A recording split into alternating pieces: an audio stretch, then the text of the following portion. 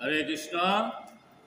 অনন্ত অনন্ত দণ্ডবাদ যত বৈষ্ণব মণ্ডলী এখানে রয়েছেন। ঘটনা হচ্ছে, যতক্ষণ পর্যন্ত না বৈষ্ণবের কৃপা হয় ততক্ষণ পর্যন্ত এই ভাগবত কথা মুখে আসে না, আর সেগুলো বোঝাও যায় না। এবং সর্বোত্তম ঠাকুর বৈষ্ণব যিনি আমাদের এই উপমহাদেশে, নরোত্তম দাস ঠাকুর বলেছেন, বৈষ্ণবের কৃপায় পায় সেই বিশ্বম্বর, ভক্তি বিনা জপ তপ সব অকিঞ্চিতকর। যতক্ষণ পর্যন্ত বৈষ্ণবের কৃপা না হয় ততক্ষণ পর্যন্ত ভগবানের কৃপা হয় না। ঈশ্বরের কৃপালে সহিত যাহারে সে ঈশ্বর তত্ত্ব বুঝিবারে পারে। যদি ঈশ্বরের কৃপা না হয় তাহলে এই তত্ত্বগুলো বোঝা যায় না। আর ভাগবত এমন এক অপূর্ব গ্রন্থ, এর রস আস্বাদন করা সাধারণ জীবের পক্ষে সম্ভব না, এবং একটু উন্নত ভক্ত না হলে এটা বোঝা যায় না। তবে এর একটা আশীর্বাদ আছে, বুঝুক আর না বুঝুক, যদি কেউ ভাগবত আসরে বসেও থাকে তার সীমাহীন ফল লাভ করে, এবং এমনকি কোটি কোটি যজ্ঞের ফল লাভ করে। এই জন্য বলছে ভাগবত, অকাম সর্বকাম মোক্ষরম উদারদি। যে কামনার সাগরের বাবরু খাচ্ছে, যিনি কামনা মুক্ত হয়েছেন, যিনি ব্রহ্মজ্ঞানী, যিনি ভক্তি সিদ্ধি লাভ করেছেন, যিনি গুণের মধ্যে আছেন, যিনি গুণাতীত, সবার জন্য ভাগবত। এই একটা আশার ভরসা আছে। আমরা বুঝে ফেলবো, জেনে ফেলবো, এই আশা আমরা করতে পারি না। তবুও যদি ভাগবত আসরে বসার চেষ্টা করে তাতেই ভগবান খুশি। এই জন্য যখন ভগবান চলে গেলেন এই পৃথিবী থেকে, বললেন, এই জগৎ থেকে তোমরা উদ্ধার প্রাপ্ত হবা যদি প্রতিনিয়ত এই ভাগবতের কাছে আসো। আমি পুরাণ রূপে, ভাগবত রূপে বিদ্যমান, আমাকে খুঁজতে কোথায় যাও। এখানে শুধু যে পরীক্ষিত মহারাজ প্রশ্ন করছে তাই নয়, এই পৃথিবীর এমন কোনো মানুষ নাই যে এই প্রশ্নগুলো করেন না। প্রায় মানুষগুলো এই প্রশ্নগুলো করেন। সেই প্রশ্নের উত্তর আমরা এখানে শুনব আর প্রশ্নগুলো জানব।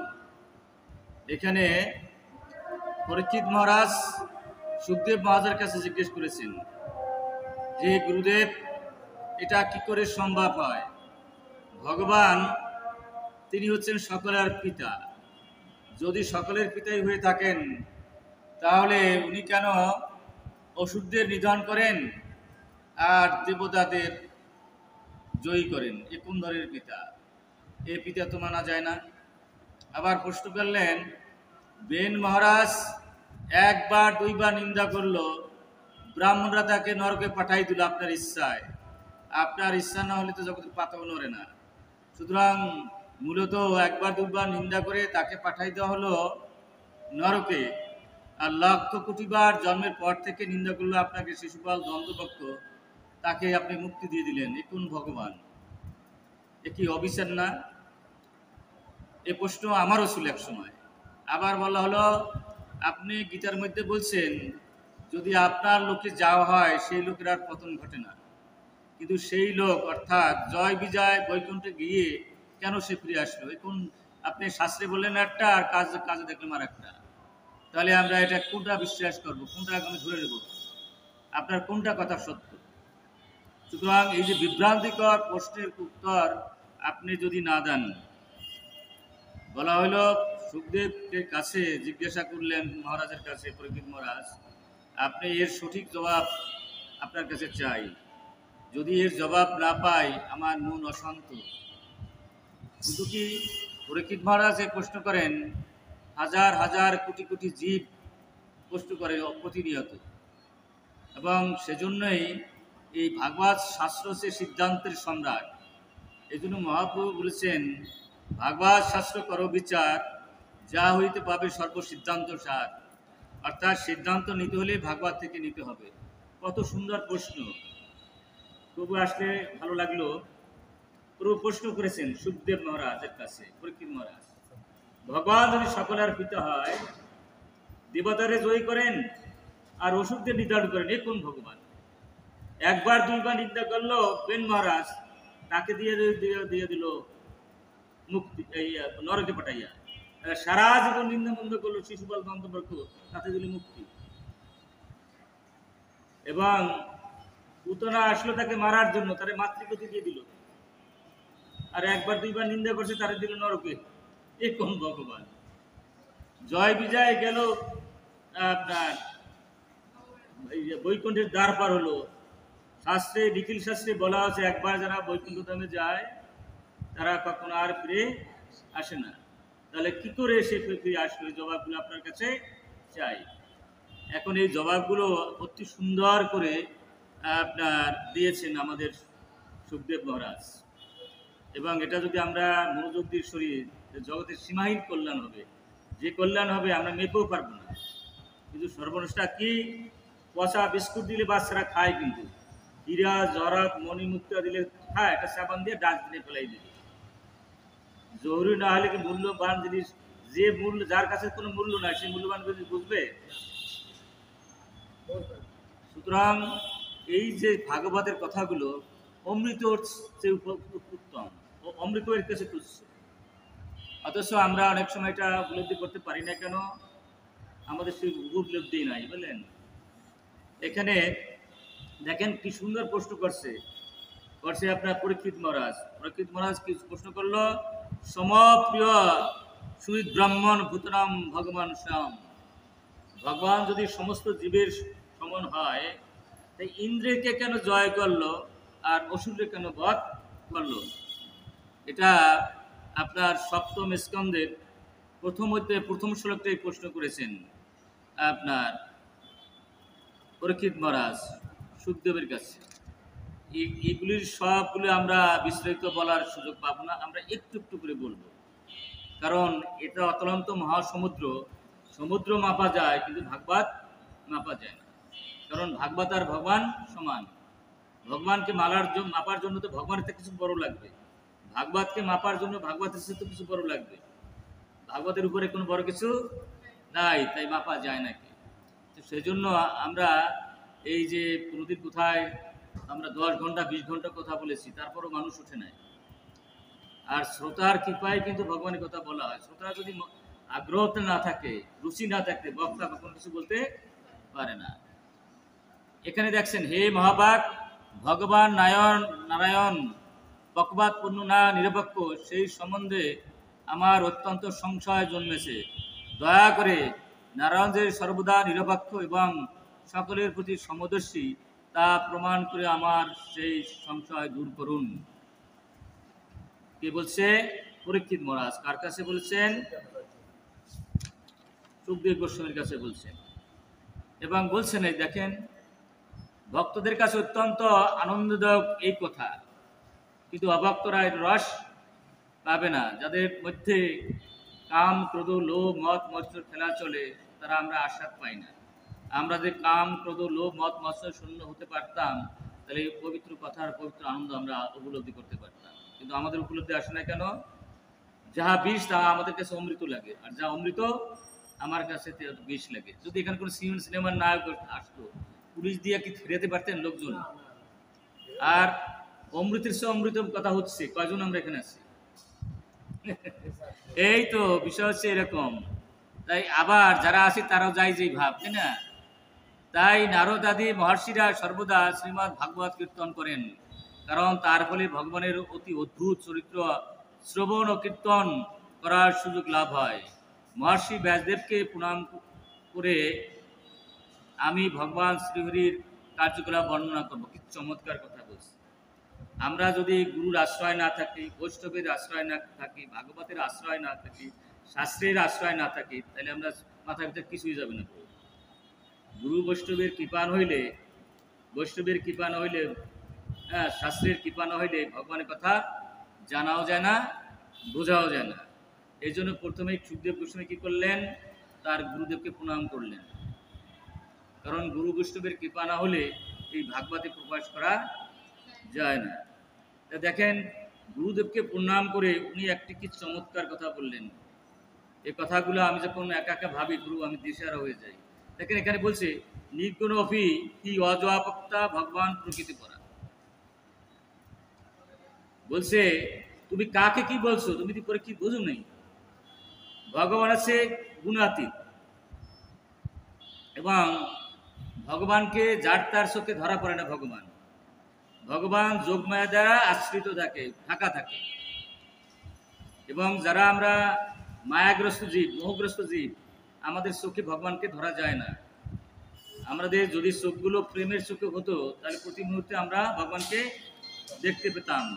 যেহেতু এই চোখগুলোর কামের চক্ষু, এই চোখ দিয়া প্রেমিক ভক্ত ভগবানকে দেখা যায় না। এখন তিনি তাই অভক্তের কাছে অভক্ত থাকে আর ভক্তের কাছে ব্যক্ত থাকে। রূপ গোস্বামী ভগবানকে দেখতে পেতেন, কারণ তার চক্ষু ছিল প্রেমের চক্ষু, এবং ভগবানের সহস্র সহস্র লীলা উনি দেখতে পাতেন। এবং একবার বৈষ্ণব অপরাধ হলো, দেখা বন্ধ হয়ে গেছে।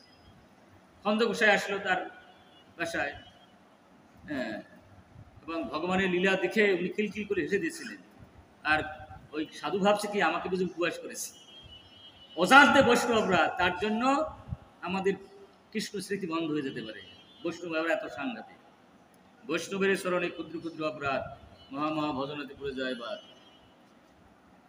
ভগবান প্রকৃতি পরা, ভগবান শত রজ তম 3 গুণের ঊর্ধ্বে। ভগবান কি করেন, যোগমায়াকে আশ্রয় করে কখনো কখনো আবদ্ধ হন। মহামায়া লজ্জায় তার কাছে আসতে পারে না। কারণ কি, যোগবার কাজ হলো রূপ দিয়া, গুণ দিয়া, যশ দেয়া, মান দিয়া জীবকে বন্ধন করে রাখা দেওয়া।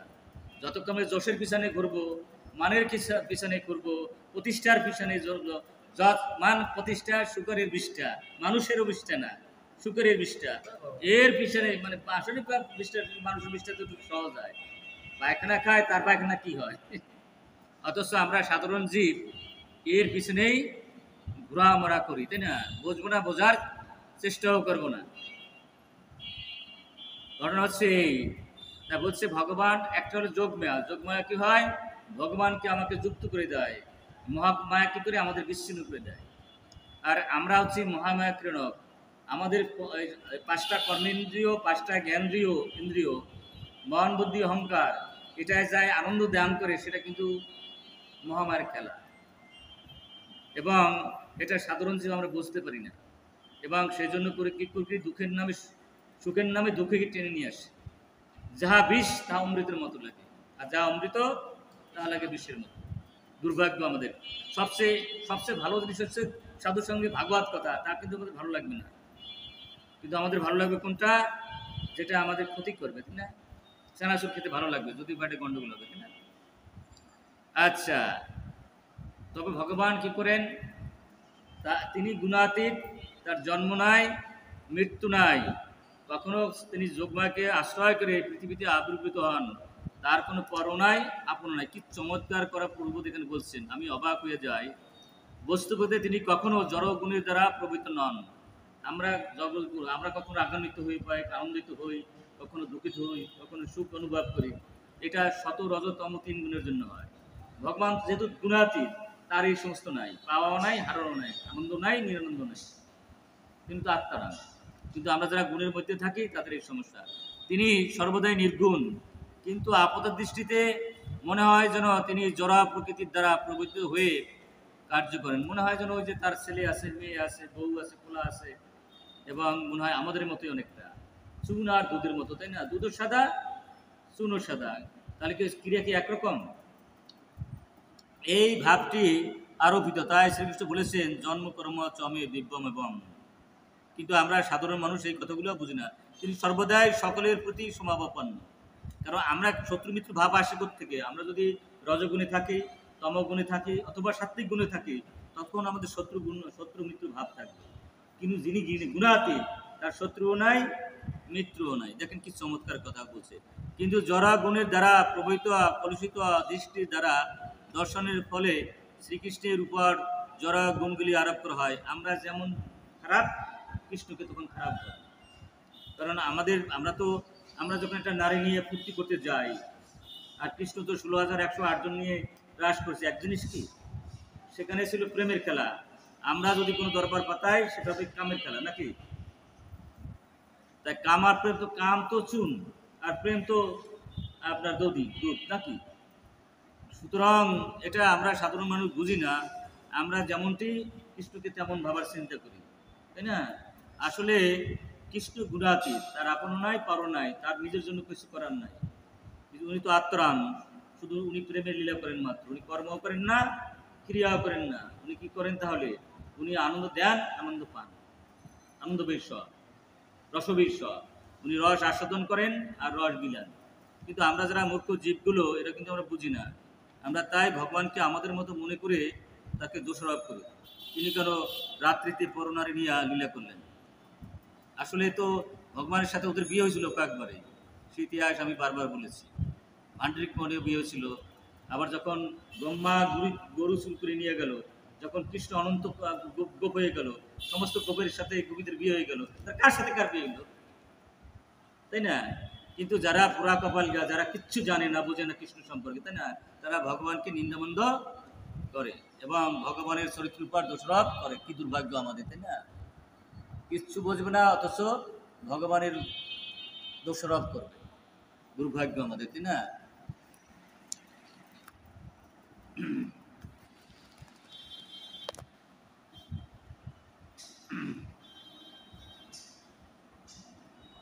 এবং যারা এই ভাব নিয়ে থাকে তারা মূঢ় ছাড়ার কিছু না। পরম তত্ত্বের যথাভাবে যখন হৃদয়মন করা যায় তখন ভগবত হয়ে নির্গুণ হওয়া যায়। কি চমৎকার তার কথা বলছে।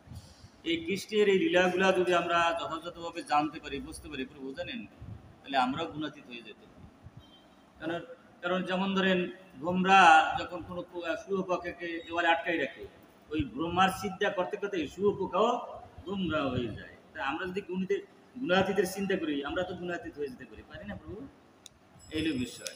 কিন্তু আমরা এই কিচ্ছু বুঝবো না, কুতর্ক করবো আর কুপদ দিয়ে চলবো। হ্যাঁ রে পোড়া কপাল। এই জন্য প্রভু তো বলছে, তোমরা যদি মানুষ হতে চাও, ভক্ত হতে চাও, প্রতিদিন শুদ্ধ ভক্তের মুখে এই ভাগবত কথা শ্রবণ করতে হবে। যার ভাগবতের রুচি নাই, তার কোনো ভক্তি নেই। আরে কৃষ্ণ, বোঝা যায় না বিষয়? এটা কি প্রভু তো ভুল বলে ভুলে গেছে? এবং বলছেন যে যার ভাগবতের রুচি নাই, তার কোনো ভক্তি জীবনেই নাই। তারা সে ফরিঙ্গি মতো লাফালাফি। ফরিঙ্গি মানে খুব ঘুরি করে, এখান থেকে লাভ দেয়, ওখানটা লাভ দিয়ে ঘুরে, হ্যাঁ, তারপর মুরগি পড়ে ওখানে। এই বিষয়। এখানে দেখেন কি চমৎকার বলছে, যখন সত্যগুণ বৃদ্ধি পায়, কি চমৎকার কথা বলছে, তখন ঋষি ও দেবতাদের এই গুণের প্রভাবে প্রধান লাভ করে এবং তারা ভগবানের দ্বারা অনুপ্রাণিত হয়। তেমনি যখন রজগুণের প্রভাব বৃদ্ধি হয় তখন অসুররা উন্নতি সাধন করে এবং যখন তমগুণের প্রভাব বৃদ্ধি হয় তখন যক্ষ এবং রাক্ষসরা উন্নতি সাধন করে। ভগবান সকলেরই হৃদয়ে বিরাজ করে সত্য, রজ এবং তমগুণের প্রতিক্রিয়াকে ফল পুষ্পন। কি চমৎকার কথা বলছে, দেখছেন কেমন ঠান্ডা। ভগবান সম্পূর্ণ নিরপেক্ষ। যখন তমগুণ বৃদ্ধি হয় তখন রাক্ষস পিচাসা জয়ী হয়, আর যখন রজগুণ বৃদ্ধি হয় তখন অসুররা জয়ী হয়, যখন সত্যগুণ জয়ী হয়, বৃদ্ধি হয়, তখন দেবতারা জয় হয়। ভগবান সম্পূর্ণ নিরপেক্ষ। দেখছেন কাণ্ডটা। কিন্তু আমরা যারা সাধারণ জীব, তারা কত উল্টাপাল্টা ভগবান সম্পর্কে বলি, তাই না? ভাগবতের সাথে যোগাযোগ নাই, গীতার সাথে যোগাযোগ নাই, নিজের বুদ্ধি দিয়ে ভগবানের বিচার করি। আর কি গর্তে পড়িয়া আবডুব। না না, এটা করে তো উচিত না, কিন্তু এটা আরে ব্রহ্মা ছাড়া অনন্তকাল সাধনা করে বললো যে ব্রহ্মা তুমি কি দেখে শুনছো, কি পেয়েছো? তাহলে আমি ভগবান সম্পর্কে সব জেনে ফেলছি। কি সব জানছো? যে ভগবান সাথে কিছু জানা যায় না, এটা জানছি। ব্রহ্মা যদি এই কথা বলে, ভাগবতের মধ্যে আছে, তাহলে আমরা যে কি জানবো? তবে যারা শুদ্ধ ভক্ত, তারা কিন্তু ভগবানের কৃপা পায়। শুদ্ধ ভক্ত অবস্থা কি? নদী যখন সাগরের সাথে লিঙ্ক হয়ে যায়, সেই নদী তো সাগর হয়ে যায়। ছোট্ট পুকুর যখন নদীর সাথে, সাগরের সাথে লিঙ্ক হয়ে যায়, ছোট পুকুরেই তো সাগর হয়ে যায়। তখন তারা উপলব্ধি করতে পারে, হ্যাঁ, সেটা উপলব্ধি করতে পারে। এই যে মহাজনরা, আমাদের গুরুবর্গরা, তারা তো সেই পদের ঠিক স্বর্গস্বীরা, চারটিখানি ব্যাপার, তারা তো সেই স্তরের লোক। আচ্ছা, প্রকৃতির গুণের প্রভাবের কার্য করে এবং বিভিন্ন গুণগুলি যখন হ্রাস বৃদ্ধি হয় তখন তার প্রভাবে কখনো দেবতাদের, আবার কখনো অসুর জয় হয়েছে বলে মনে হয়। কি সুন্দর জবাব দিচ্ছে, কিন্তু বলছে ভগবান সম্পূর্ণ নিরপেক্ষ, ভগবান কেউ পক্ষপাতিত্ব করে না। একা যখন তমগুণের বৃদ্ধি হয় তখন পিছিয়ে রাক্ষসরা জয়ী হয়, আর যখন রজগুণের বৃদ্ধি হয় অসুররা জয়ী হয়, যখন সত্যগুণের বৃদ্ধি হয় তখন দেবতারা জয়ী হয়। ভগবান সম্পূর্ণ নিরপেক্ষ। কি চমৎকার জবাব! জ্ঞানের আলোকে জড় দেহের ইন্দ্র রূপ দ্বারগুলিকে সত্যগুণের প্রকাশ হয়। এ ভরত শ্রেষ্ঠ, রজগুণের প্রভাবে বর্ধিত হলে লোভ, যদি যাদের মধ্যে লোভ বেশি মনে করবে তারা রজগুণ বৃদ্ধি হয়েছে। কর্মের প্রবৃত্তি মানে আমার এই কাজটি করেই ফেলতে হবে আমার জন্য, তাহলে বুঝতে তার মধ্যে রজগুণ আছে। উদ্যম ও বিষয় ভোগের স্প্রিয়া বৃদ্ধি পায়, আমার এটা ভালোই লাগে, এটা আমার পেতেই হবে, নাহলে আমার বাঁচা নাই, এই ভাবনার মধ্যে থাকলে বুঝতে আমার রজগুণ বৃদ্ধি হয়েছে।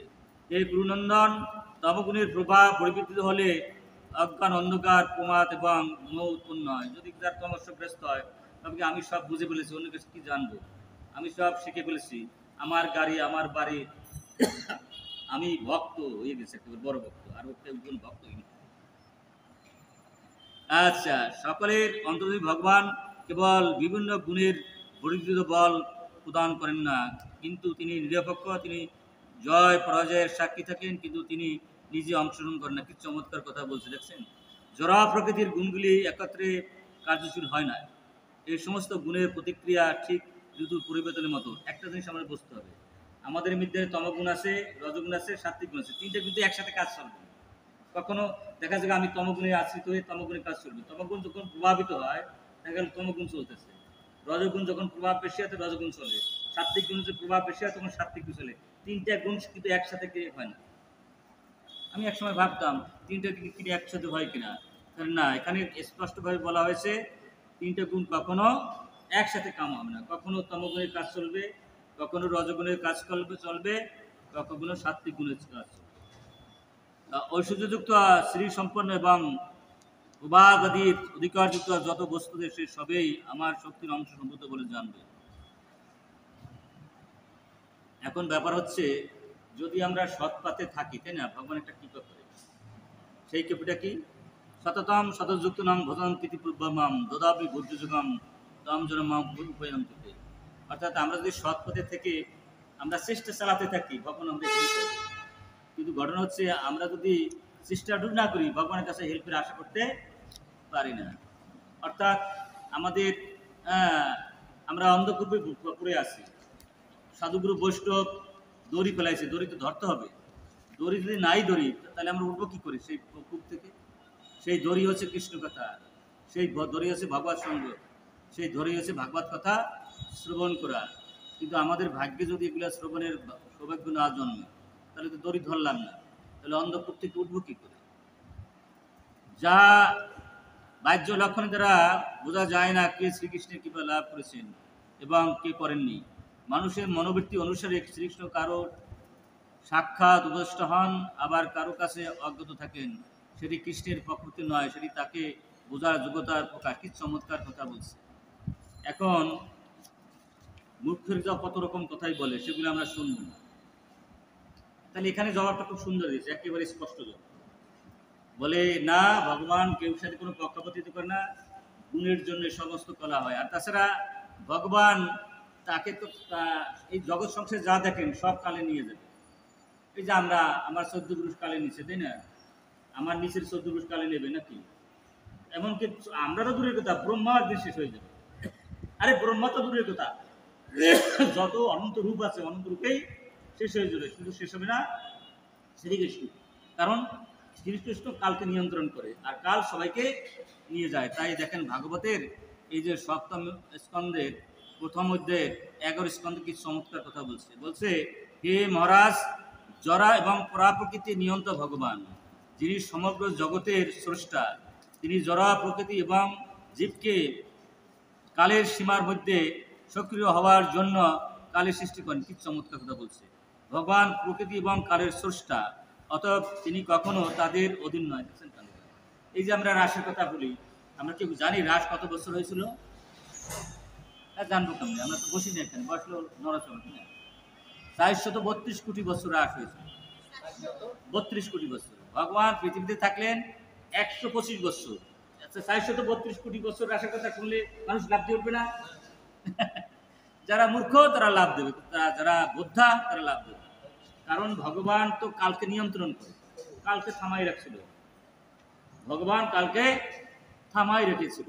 ব্রহ্মার একটা দিন বা একটা এক রাত্রি রাসলীলা হয়েছিল, এক রাত্রি হচ্ছে 432 কোটি বছর। তাহলে বুঝুন ভগবান কি পারেন। এই জন্য বলা হচ্ছে ভগবানকে কালকে নিয়ন্ত্রণ করেন। হ্যাঁ, কাল কাল কাল ভগবান নিয়ন্ত্রণ করেন। কালকে নিয়ন্ত্রণ মানে কি? কাল বছর থেকে থামবে ভয়, থেমে বসেছিল। কত কাল ছিল? 432 কোটি বছর থামা ছিল। সেই ভেবে সে রাসলীলা করেছে, সে নিয়ন্ত্রক না কালে। এখানে ভাগবত বলছে যে সে হলে কালে নিয়ন্ত্রক। নিয়ন্ত্রক মানে গাড়ি আমি চালাই, গাড়ির তো থামাই রাখি, তাহলে গাড়ি কি চলবে? আমি যে কালের নিয়ন্ত্রক, কাল করে তুই থামিয়ে থাক। কত বছর থামেছিল? 432 কোটি বছর। কিন্তু যারা পুরাকবালিকা, যাদের জগতের কোন জ্ঞান বুদ্ধি নাই, না প্রভু, তারা কি বুঝবে এগুলো? ভক্ত হলে বোঝা যাবে, ছাত্র হলে শিক্ষকের কথা বোঝা যায়। ছাত্র হলে কি শিক্ষকের কথা বোঝা যায়? ইংরেজি বক্তৃতা দিলে ওই যে রিক্সাওয়ালা ওকে কিছু বুঝবে? ওতে বললে কি জানি কয়, পটপট পট। ভক্ত হলে ভগবানের কথা বোঝা যাবে। বিশ্ব ওষুধদের সংহার করেন ভগবান, কালের দ্বারা বিভিন্নভাবে কার্য সম্পাদন করেন, কিন্তু তিনি কখনো পক্ষপাতিত্ব করেন না। পক্ষান্তরে তার কার্যকলাপ মহিমান্বিত, তাই তাকে বলা হয় উরুশ্রবা। কি চমৎকার কথা বলা হয়েছে। কিন্তু এই সাধারণ কথাগুলো সাধারণ যে বোঝে না, আর শুধু ভগবান সম্পর্কে যত খুঁজে। তাহলে আমরা কি জানলাম? ভগবান কেউ পক্ষপাতিত্ব করেন না। হ্যাঁ, তাই অত্যন্ত বিস্মিত হয়ে তিনি অনন্য ঋষিদের সমক্ষে যজ্ঞসভায় উপবিষ্ট দেবর্ষী নারদকে এই বিষয়ে জিজ্ঞাসা করেছিলেন। এখানে একটা জিনিস আমাদের আর একটা ব্যাপার আছে। যেমন ধরুন, আপনারা যারা জানেন যে শিশুপালকে বলা হয়েছিল, আপনারা জানেন এই যে শিশুপাল যখন জন্মগ্রহণ করে তখন কি করেছিল? কিম্ভূত কি বাকার হয়েছিল, তাকে দেখা যেত না, জঘন্য চেহারায়। তখন মা খুব কান্নাকাটি করতেছিল, মানে ভগবানের কৃষিত শিশুপালের মা। তা বলছে, মুনি ঋষি বলছে তোমার ছেলে ভালো হবে, তুমি মুনি ঋষিদের বা বিশিষ্ট ব্যক্তিদের নিমন্ত্রণ, যারা বৈষ্ণব সেবা দাও, যার কোলে দেবা তার যার কোলে বসে তোমার ছেলে স্বাভাবিক রূপ ধারণ করবে, তার হাতেই তোমার ছেলে মৃত্যু হবে। সবাই কোলে দিছে, কেউ আর হয় না, কৃষ্ণের কাছে দিচ্ছে, সাথে সাথে সে স্বাভাবিক রূপেই ধারণ করছে। এবং তখন বলছে, বাবা রে, সোনা রে, আমার ছেলের তুই মারিস না। তখন বলছিল পিসিমা, না পিসিমা, মাসিমা, মায়ের বোন, তো তোমার আমি 100টা অপরাধ মার্জনা করে দেবো, ইয়ারটা বেশি করলে কি আর রক্ষা নাই। শিশুপাল 101টা বেশি জিকির করছে, তখন কি করেছিল? হত্যা করে দিছে চক্র দিয়া। কিন্তু দেখেন ভগবান কত কৃপাবান, তার চক্র স্পর্শ শিশুপালের সমস্ত পাপগুলা মুক্ত হয়ে গেছিল। হরে কৃষ্ণ। আরো ছিল অনেক কিছু। তাই এখন জিনিসটা হচ্ছে, এই শিশুপাল যখন কৃষ্ণে বিলীন হয়ে গেল, প্রভু মুক্তি হলো কয় প্রকার? আর সাজুজ মুক্তি কি কি? একটা হলো ঈশ্বর সাজুজ্য, আরটা হলো ব্রহ্ম সাজুজ্য। আপনারা জানি মুক্তি হলো 5 প্রকার, তাই না? সামেপ্য, সারপ্য, সাজুজ্য, সালক্য, ষষ্ঠী। আর সাজুজ্য হলো 2 প্রকার, একটা হলো ঈশ্বর সাজুজ্য, একটা হলো ব্রহ্ম সাজুজ্য। সাজুজ্য নয় ভক্ত, যা যে ব্রহ্ম ঐক্য। সাধারণ ভক্তরা ব্রহ্ম সাজুজ্য লয় না, কিন্তু কখন কখন ঈশ্বর সাজুজ্য গ্রহণ করে। সেই ঈশ্বর সাজুজ্য দিয়ে দিছে ভগবান, কারে দিয়ে দিল? শিশুপালকে। এর কারণটা এই কারণটা এই এই এই প্রশ্নোত্তর। কারণ একবার দুইবার নিন্দা করছে বেন, তারে পাঠাইছে নরকে, আর সারা জীবন গেল নিন্দা বন্ধ, তারে পাঠাই দিল, আর তারে দিল মুক্তি। এই সমস্ত ভগবান, অভিচারের ভগবান কি মানা যায়? এর জবাব কি চমৎকার কথা দিয়েছে। আমরা যত সাধন ভোজন করি, প্রভু আপনি ভক্ত মানুষ আছেন, এগুলা বুঝবে না। যারা একটু সাধন ভোজন করে তারা সেটা বুঝবে না। মাও ভালো, তা বা তো এখন রান্নার মধ্যে ব্যস্ত। তো বিষয় হচ্ছে, সাধন ভোজন না করলে ভাগবত বোঝা যাবে না, নাকি বোঝা যাবে? বিষয় হচ্ছে, আমরা যত সাধন ভোজন করি, যদি ভগবানের স্মৃতি না জাগে, বুঝতে হবে আমার সাধন ভোজনে তেমন একটা বেশি দূর আগাতে পারিনি। আমরা কি হরে কৃষ্ণ পাওয়ার সাথে সাথে ভগবানের স্মৃতি আজ জাগে চেহারা? আরে না, কত হাতারি পাতির এসে হাজির হয়, কিন্তু আমরা তাদের ভয় পাবো না, কারণ ঝাড়ু দিতে গেলে তো মলা জাগবে, ঝাড়ু দিতেই থাকবো, একসময় ঝাড়ু মুক্ত হয়ে গেলেই ভগবানের দেখবো হরে কৃষ্ণ। সুতরাং আমাদের ভয় পাওয়ার কিছু নাই, কিন্তু যাদের জাগে তারা কিন্তু পৌঁছে গেছে, বোঝা যায় প্রভু পৌঁছে গেছে। এবং যারা অনাগর অনিশ্চি শত্রুভাবে এখন মৃত্যুভাবেও ভগবানের কথা স্মরণ করতে করতে ভগবান কি তার হৃদয়ে গিরে বসছিল। আর বেন মহারাজের হৃদয়ে ভগবানের স্মৃতির গিরে বসে নাই, সেই জন্য বেন গেছে নরকে। যেহেতু শেষে বলে স্মৃতি ছিল কৃষ্ণ স্মৃতি, তাই ভগবান মুক্তি পেয়ে গেল। হরে কৃষ্ণ, বোঝা হয় না কথাবার্তা? তা আমরা যত বড় সাধু যেখানে যা হই, দেখতে হবে আমার টিকটিক উপর বন্ধু আর কেউ না থাকে, ও বলে সত্যি বলেছে, সত্যি বলেছে, সত্যি বলেছে। তো বিষয় হচ্ছে এই, আসলে আমার কথা না, এগুলো তো প্রভু বলেছেন, ভাগবত বলেছে। আমরা যত বড় সাধক হই আর সিদ্ধি লাভ করি না কেন, যদি ভগবানের স্মৃতি আমাদের হৃদয়ে জাগরুক না হয়, তাহলে বুঝতে হবে আমরা তত বেশি আগাতে পারিনি। কেউ যদি ভগবানের নিন্দা করে, তাহলে তাকে ব্রহ্মহত্যা পাপে থেকেও কোটি কোটি বৎসর অধিককাল নরকে দণ্ডভোগ করতে হয়। কিন্তু শিশুপাল নরকে নিক্ষিপ্ত হওয়ার পরিবর্তে তৎক্ষণাৎ অনায়াসে সাধুর্য মুক্তি লাভ করেছিল। শিশুপালে এই বিশেষ সুযোগ প্রাপ্ত হয়েছিল, তা নিছক গল্পকথা নয়, সেখানে উপস্থিত সকলেই তার সচক্ষে দর্শন করেছে। ওইটাই ব্যাপার, কারণ কোনটা? শিশুপালের হৃদয়ে কৃষ্ণ স্মৃতি ছিল, সেই জন্য সে কোথায় পেয়ে গেল? মুক্তি পেয়ে গেল। আর শত সাধন ভজন করি, যদি কৃষ্ণ স্মৃতি হৃদয়ে না থাকে, আমরা কি ওখানে যেতে পারবো? কি মনে হয়? তাহলে বুঝতে হবে কাম, ক্রোধ, লোভ, মদ, মাৎসর্য আমার শত্রু আমার ভিতরে অবস্থান করছে। শত্রুর মৃত্যু যদি না ঘটাতে পারি, ঈশ্বরের অবস্থান দিতে পারবো? একটা একটা ইসে মানে আসনে কজনে বসাবো? তাই একজনে বসে পড়ছে। কাম, ক্রোধ, লোভ, মদ, মাৎসর্যকে বুঝে ফেলাইছি, সেখানে কি কৃষ্ণকে দিতে পারবো? যদি মেমোরি ফুল হয়ে যায়, সেখানে কি আরেকজনের নাম সেভ করতে পারবো?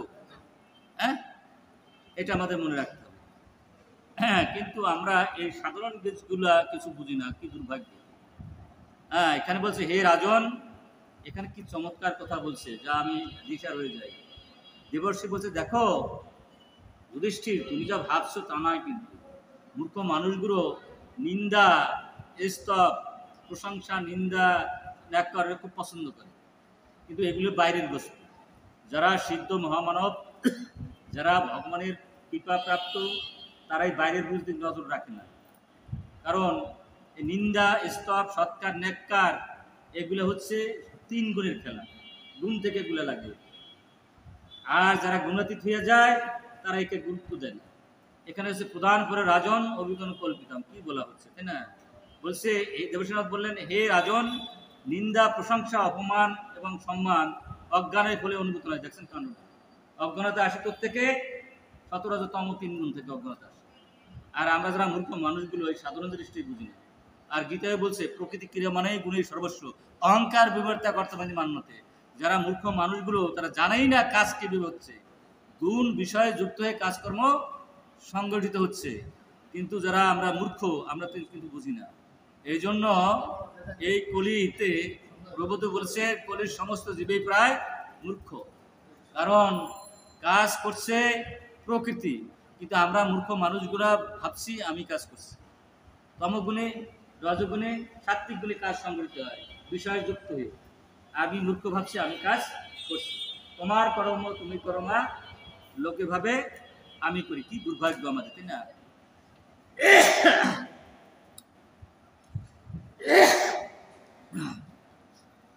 এই জড়জগতে দুঃখ কষ্টের ভোগ করার জন্য ভগবান বদ্ধজীবের শরীর সৃষ্টি করেছেন। প্রভু কৃপা করবেন, যে কথাগুলো আমি বলছি এই কথাগুলো যদি আমি জীবন দিয়ে পালন করতে পারি। দেখেন কি অপরূপ কথা বলছেন, নারদ মুনির মতো তো আর মুনি হবে না। উনি শ্রেষ্ঠ কি বলছে? বলছে হিংসা তৎ অভিমান আমাদের মধ্যে পুরাকবল, আমরা যারা আমাদের অভিমান কাজ করে, অভিমানী ভক্তিহীন জগম আসে সেই দিন। সেই যে সবচেয়ে পুরাকবল যাদের মধ্যে অভিমান কাজ করে। আমরা কি অভিমান মুক্ত হতে পারছি? ধনের অভিমান, জ্ঞানের অভিমান, ভজনের অভিমান, কোন অভিমান আমরা ছেড়েছি বলুন? আর অভিমান না ছাড়লে আমাদের বুদ্ধি কখনো শুদ্ধ হবে না। আর বুদ্ধি শুদ্ধ নইলে ভাগবত কথা পাটের ভিতরে যাবে না, তাই না? এক কান দিয়ে যাবে, আর এক কান দিয়া বেরিয়ে যাবে। এই জন্য বলছে, অভিমানী ভক্তিহীন জগমাঝে সেই দিন শেষ পুরাকা বলে যার মধ্যে অভিমান কাজ করে। এবং বলছে হিংসা তৎ অভিমানন দণ্ড পারস্য। যদি আমাদের মধ্যে আমি এবং আমার ভাব থাকে, তাহলে একজনের পর ভাববো, একজনের অপর ভাববো। কিন্তু প্রকৃতিপক্ষে কেউ কেউ অপর ভরার সুযোগ নেই, আমাদের আপন ভাবার সুযোগ নেই। সব হলে ভগবানের। সব যদি ভগবান হইলে কারি পর ভাববো আর কারি এখন ভাববো, বুঝা যায় না? সবাই তো ভগবানের। ভগবান ছাড়া দ্বিতীয় বস্তু নাই তো। ভগবান যেখানে নাই তার কিছু পরিমাণই নেই। সব যদি ভগবানের মধ্যেই থাকে, অবস্থান করে, আর সব যদি ভগবানের হয়, তাহলে আমার ভাবটা আসলে বুঝবো। কিন্তু আমরা মূর্খ মানুষগুলো ভাবি এই দেহটা আমার, আর দেহটা আমি, আর দেহ সম্পর্কে যা কিছু আমার। এই ভাবনা যখন আসছে, এই অভিমান, ততক্ষণ পর্যন্ত আমাদের বুদ্ধি শুদ্ধ হবে না। অভিমানী ভক্তিহীন জগমাঝে সেই দিন। এই জন্য বলছে, হে রাজন, বদ্ধজীব দেহাভিমানের ফলে তার শরীরকে তার আত্মা বলে মনে করে। কি দুর্ভাগ্য আমাদের! আমরা যে আত্মায় কত সময় মনে রাখি বলবো, প্রায় সময় মনে থাকি। আমরা ভাবি কি এই শরীরটাই আমি। আর এই ভাবনা নিয়ে যখন চলাফেরা করি, তখন আমি আত্মঘাতী করি, আমাকেই ভুলে যাই, এবং তার দেহ সম্পর্কের সমস্ত বস্তুকে তার নিজের বলে মনে করে। তার এই ভ্রান্ত ধারণার ফলে, ভ্রান্ত ধারণা বোঝা যায় বিষয়,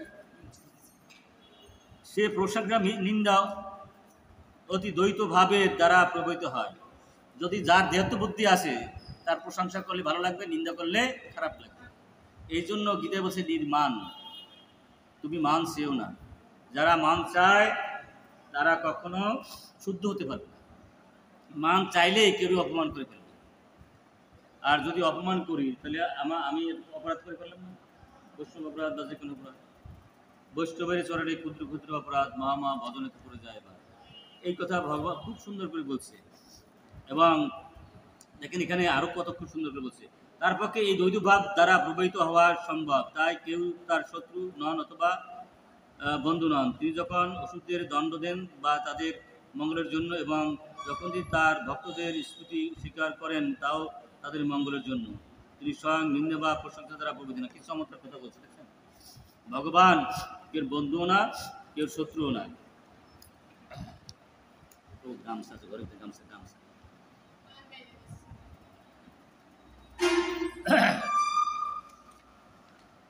সেই বিদ্বেষী কুরবাং নরবাং আমি সেই সংসার অশুভ আসরি জনিতে পুনঃ পুনঃ নিক্ষেপ করি।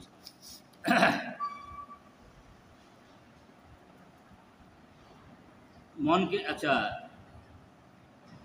একাগ্র করে, তাহলে তা ফল একই হবে। কারণ ভগবান আনন্দময় হওয়ায় ফলে শত্রুতা মৃত্যুরা দ্বারা তিনি কখনো প্রকৃত হন না।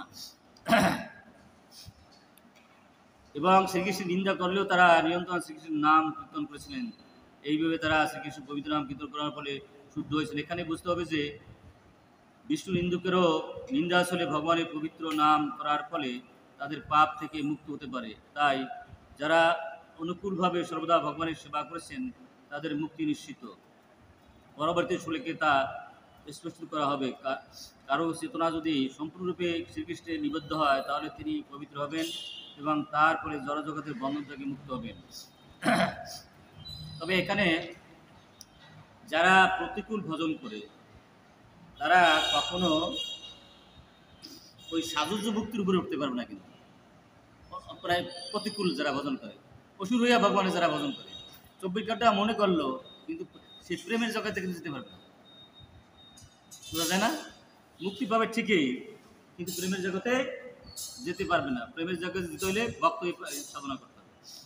আচ্ছা, বাক্য অথবা কর্মের দ্বারা কখনো ভগবানের নিন্দা করা উচিত নয়, কেন তার ফলে ভগবান নিন্দুকরা তার পূর্ণ সহকারে নরকে পতিত হয়। আচ্ছা, এখানে এইটাই বলছে, হিরণ্যকশিপু যদিও ভগবানের প্রতি অত্যন্ত গরিভাবনা ছিল, তবু সে সর্বদা তার পুত্রের কথা চিন্তা করত, যিনি ছিলেন একজন মহান ভগবত ভক্ত। তাই তার পুত্র প্রহ্লাদ মহারাজ কৃপায় হিরণ্যকশিপু ভগবানের দ্বারা উদ্ধার লাভ করেছিলেন। এখন ঘটনা হচ্ছে, এখানে একটা জিনিস বুঝতে হবে আমাদের। জিনিসটা কি, যে জিনিসটা হচ্ছে আমরা যে অবস্থায় থাকি কেন, যে পরিবেশে থাকি না কেন, যা কিছু করি না কেন, আমরা যদি বস্তু চিন্তার বাইরে থাকি তাহলে আমাদের আর রক্ষা নাই। সিদ্ধান্ত আছে যে কখনো শুদ্ধ ভাগবত দিক ত্যাগ করা উচিত নয়, নিজের মঙ্গলের জন্য কখনো হিরণ্যকশিপু শিশুপালের অনুকরণ করা উচিত নয়, এটি সাফল্য লাভের পন্থা নয়।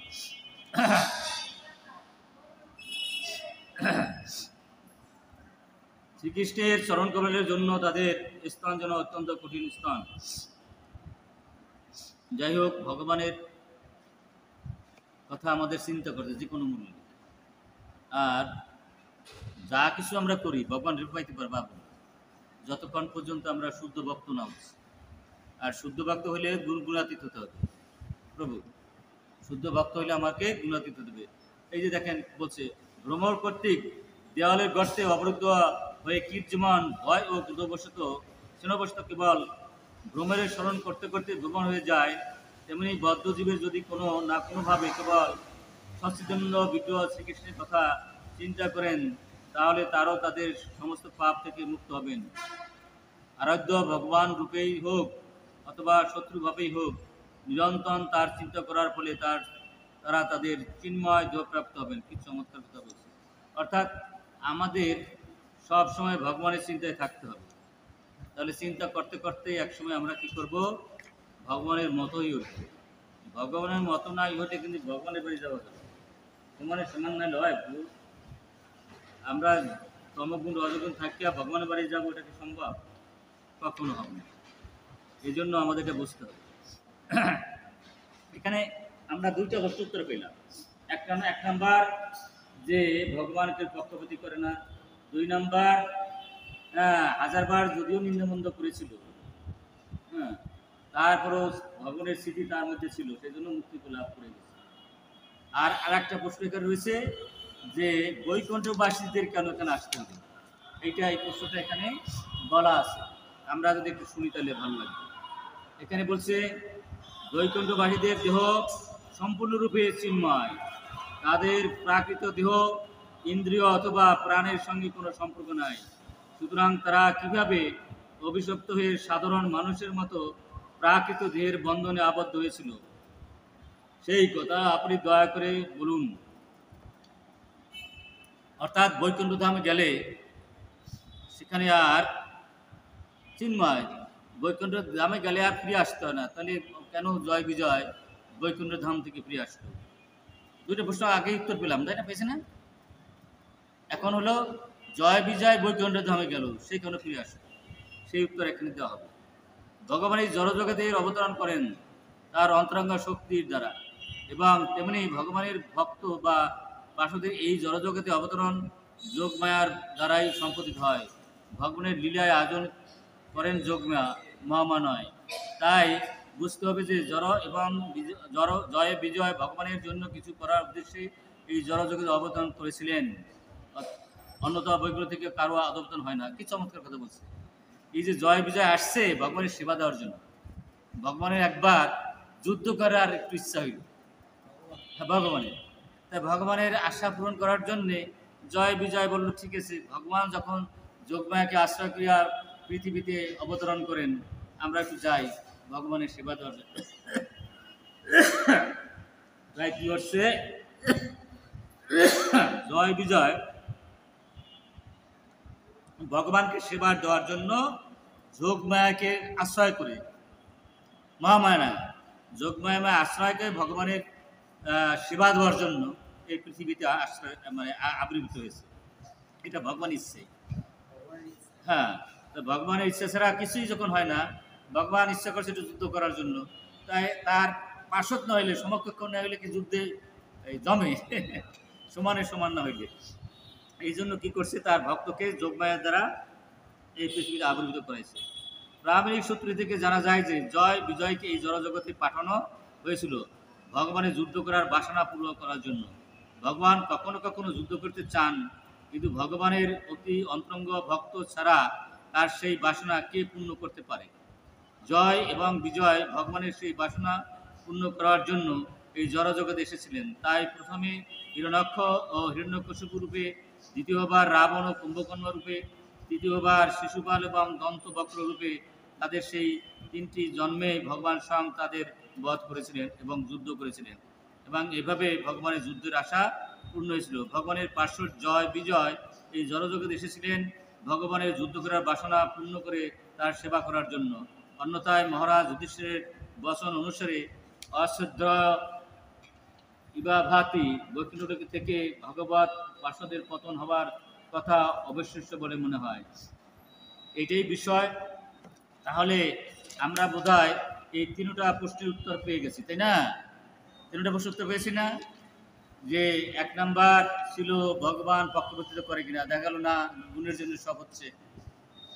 তমগুণ রজগুণের, যখন তমগুণ বৃদ্ধি হয় তখন রাক্ষসরা জয়ী হয়, পিশাচরা। রজগুণ বিদ্যা হলে অসুররা জয়ী হয়, সত্যগুণ জয় হলে দেবতারা জয় হয়। এক প্রশ্ন উত্তর হয়ে গেল। আর দ্বিতীয় নাম্বার হচ্ছে যে 1000বার নিন্দা করেও একজন চলে গেল বৈকুণ্ঠ ধামে, মুক্তি পেয়ে গেল, সাজুজ মুক্তি। আর 1বার 2বার নিন্দা করে সে পেয়ে গেল এই নরক যন্ত্রণা। তাহলে সেখানে ভগবান নিরপেক্ষ, অর্থাৎ ভগবানের স্মৃতি ছিল না বেনের মধ্যে, তাই বেন নরকে গেছে। আর যেহেতু আর স্মৃতি ছিল তাই সে মুক্তি লাভ করেছে। আর একটা হলো জয় বিজয় আসার কথা না বৈকুণ্ঠ ধাম গেলে, কিন্তু ভগবান নিজেই তাকে ইচ্ছা করে নিয়ে আসছে তার যুদ্ধের ইচ্ছা পূরণ করার জন্য। আর শুদ্ধ ভক্ত জয় বিজয় তাও ভগবানের সেবা দেওয়ার জন্যে যোগমাকে আশ্রয় করে পৃথিবীতে চলে আসছে। সুতরাং এই যা আমরা সাধারণ মানুষ ভাবি তা না, কিন্তু ভগবানের লীলা সব। ভগবান কর্ম করে না, ক্রিয়াও করে না, ভগবান লীলা করেন। লীলার মাধ্যমে আমাদের এই ভাগবত কথা শোনান। যদি আমরা ভাগবত কথা যথার্থভাবে শ্রবণ করতে পারি তাহলে আমাদের জীবন থেকে পাপ পুণ্য শেষ তো হবেই, পাপের বাসনা থেকে আমরা মুক্তি পাব। সুতরাং পাপের বাসনা হচ্ছে আমাদের সর্বশেষ শত্রু। সেই শত্রুকে নিধন করার জন্য প্রতিনিয়ত আমাদের এই ভাগবত কথা, কৃষ্ণ কথা শ্রবণ করা উচিত। যাদের ভাগবতের রুচি নাই, কৃষ্ণ কথায় রুচি নাই, তাদের ভক্তি জীবনে নাই। তাই ভাগবত বলছে নষ্ট প্রয়াস অভদ্র নিত্যম ভাগবত সেবায়া। যদি সত্যিকার ধর্ম সংশোপুংসাম বিষাক্ষণ কথা সুজা না উৎপদম যদি রতিম শ্রম এবহিত বলন। যার ভাগবত কথায় রুচি নাই, ধর্ম বলতে যা কিছু করবে তাই বৃথা হয়ে যাবে। কারণ ভক্তি জীবনের ফাউন্ডেশন হচ্ছে কৃষ্ণ কথা, ভাগবত কথা, গীতা ভাগবত। আর এই জন্য ভগবান বলছেন যশ আশ্রয় ঐশ্বর্য বর্ততে কাম ক্রেতা নশা সিদ্ধ নাপ্তি নশকং না প্রথম পরম গতি তস্মাৎ শাস্ত্র প্রমাণতে কার্য অকার্য ব্যবস্থা। স্মৃতি শ্রুতি পুরাণ আদি পঞ্চরত্ন বিধিং বিনা ওইখান থেকে হরিভক্তি উৎপত্তি কল্পতে। যা স্মৃতি শ্রুতি পুরাণ ছাড়া যদি আমরা ধর্ম করতে চাই সেটা উৎপাত হবে, ধর্মের নামে উৎপাত হবে নাকি? সুতরাং ভাগবত কথা কি ভুল? প্রশ্নই ওঠে। সুতরাং আমরা যদি দেবের দুর্লভ মানব জন্ম সার্থক করতে চাই, প্রভুদেব অপ্রকট হবার কয়েক মিনিট আগে যে কথাটা বলছেন সেই কথাটা আমরা মনে রাখা উচিত। উনি বলে গেছেন নষ্ট প্রায়শ অপদর্শ নিত্যম ভাগবত সেবা। তোমরা যদি ভক্তি জীবনকে রক্ষা করতে চাও প্রত্যেক দিন ভক্তের মুখে এই ভাগবত কথা শ্রবণ করবে। আর কি করবে? বৈষ্ণব সেবা দেবে আর ভাগবত কথা শ্রবণ করবে, তাহলে তুমি শুদ্ধ ভক্ত হয়ে যাবে। হরে কৃষ্ণ বলুন, জয় শ্রীকৃষ্ণ চৈতন্য, জোরে জয় শ্রীকৃষ্ণ চৈতন্য প্রভু নিত্যানন্দ শ্রী অদ্বৈত গদাধর শিবাসাদি গৌর ভক্তবৃন্দ। হরে কৃষ্ণ কৃষ্ণ কৃষ্ণ হরে হরে, হরে রাম রাম রাম হরে হরে, জয় গৌর জয় নিত্যানন্দ।